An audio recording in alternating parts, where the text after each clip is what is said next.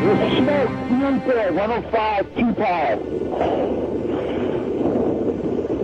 It's really there, it's black, it's iron.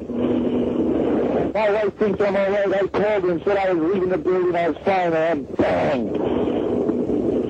The 3 of us, 2 broken windows. Oh, God! Ah!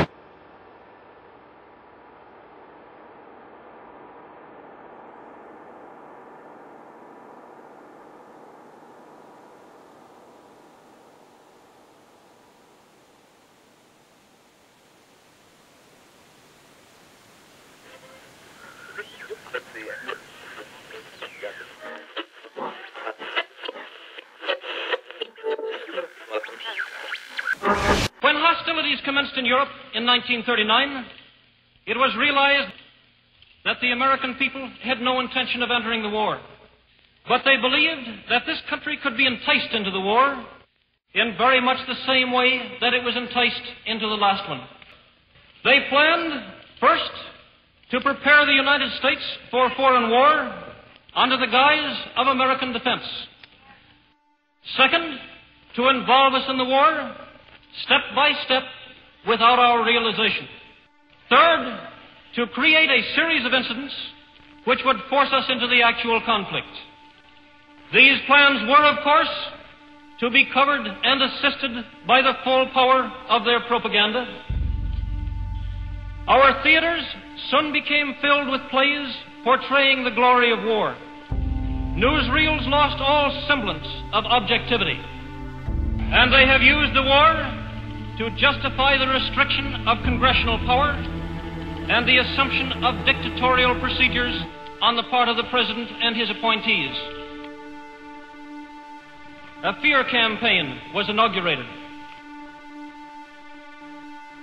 We cannot allow the natural passions and prejudices of other peoples to lead our country to destruction.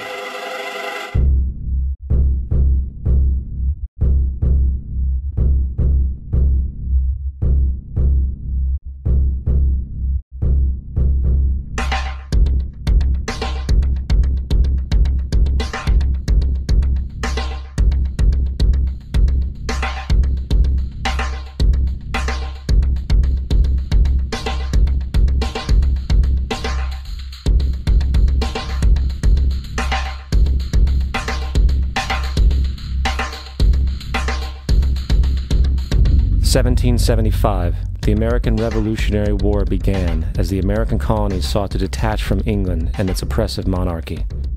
Though many reasons are cited for the revolution, one in particular sticks out as the prime cause: that King George III of England outlawed the interest-free, independent currency the colonies were producing and using for themselves, in turn forcing them to borrow money from the Central Bank of England at interest, immediately putting the colonies into debt.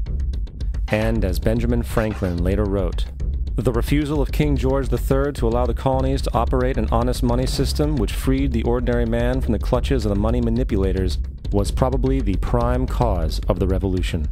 In 1783, America won its independence from England. However, its battle against the central bank concept and the corrupt, greed-filled men associated with it had just begun. So what is a central bank? A central bank is an institution that produces the currency of an entire nation. Based on historical precedent, 2 specific powers are inherent in central banking practice: the control of interest rates and the control of the money supply, or inflation. The central bank does not simply supply a government's economy with money, it loans it to them at interest.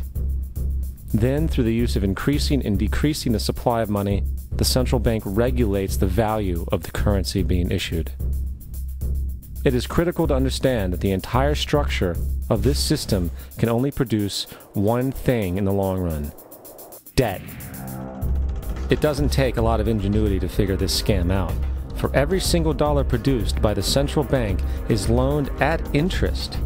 That means every single dollar produced is actually the dollar plus a certain percent of debt based on that dollar.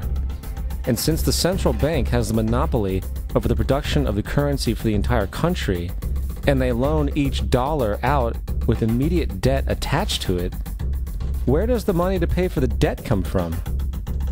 It can only come from the central bank again, which means the central bank has to perpetually increase its money supply to temporarily cover the outstanding debt created, which in turn, since that new money is loaned out at interest as well, creates even more debt. The end result of this system without fail is slavery, for it is impossible for the government and thus the public to ever come out of the self-generating debt. The founding fathers of this country were well aware of this.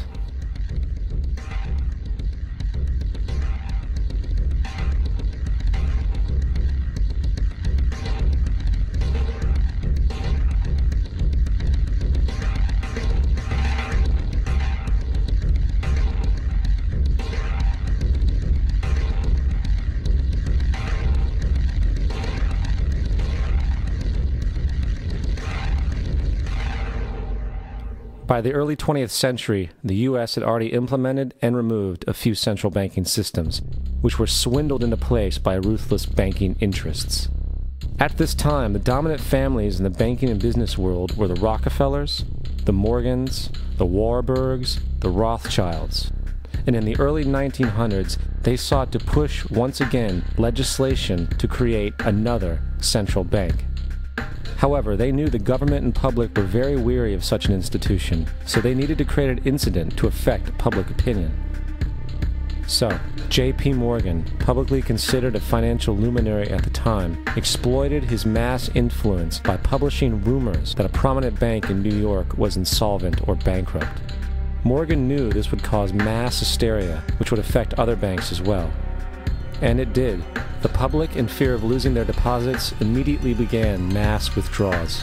Consequently, the banks were forced to call in their loans, causing the recipients to sell their property, and thus a spiral of bankruptcies, repossessions, and turmoil emerged.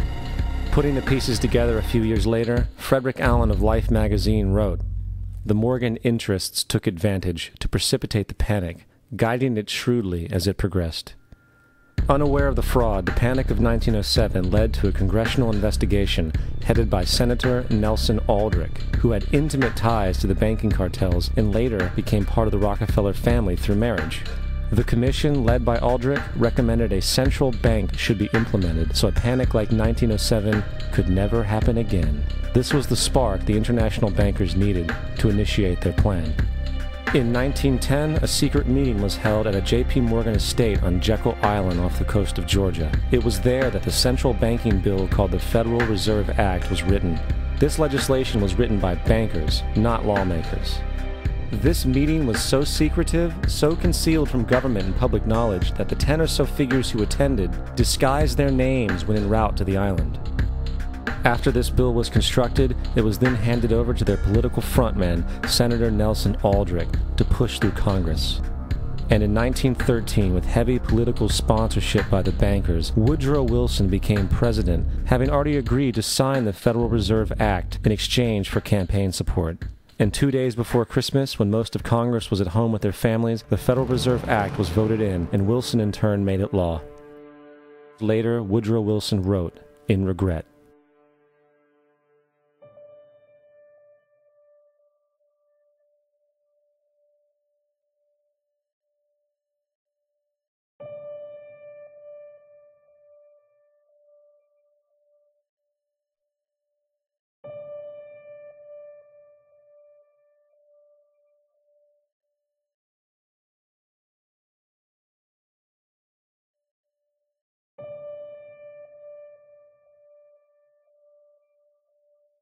Congressman Louis McFadden also expressed the truth after the passage of the bill. A world banking system was being set up here, a superstate controlled by international bankers, acting together to enslave the world for their own pleasure. The Fed has usurped the government. Now, the public was told that the Federal Reserve System was an economic stabilizer, and inflation and economic crises were a thing of the past. Well, as history has shown, nothing is further from the truth. The fact is, the international bankers now had a streamlined machine to expand their personal ambitions. It's alive! It's alive! It's alive! For example, from 1914 to 1919, the Fed increased the money supply by nearly 100%, resulting in extensive loans to small banks and the public. Then, in 1920, the Fed called in mass percentages of the outstanding money supply, thus resulting in the supporting banks having to call in huge numbers of loans, and, just like 1907, bank runs, bankruptcy, and collapse occurred. Over 5,400 competitive banks outside of the Federal Reserve System collapsed, further consolidating the monopoly of a small group of international bankers. Privy to this crime, Congressman Lindbergh stepped up and said in 1921, "Under the Federal Reserve Act, panics are scientifically created. The present panic is the first scientifically created one, worked out as we figure a mathematical equation." However, the Panic of 1920 was just a warm-up.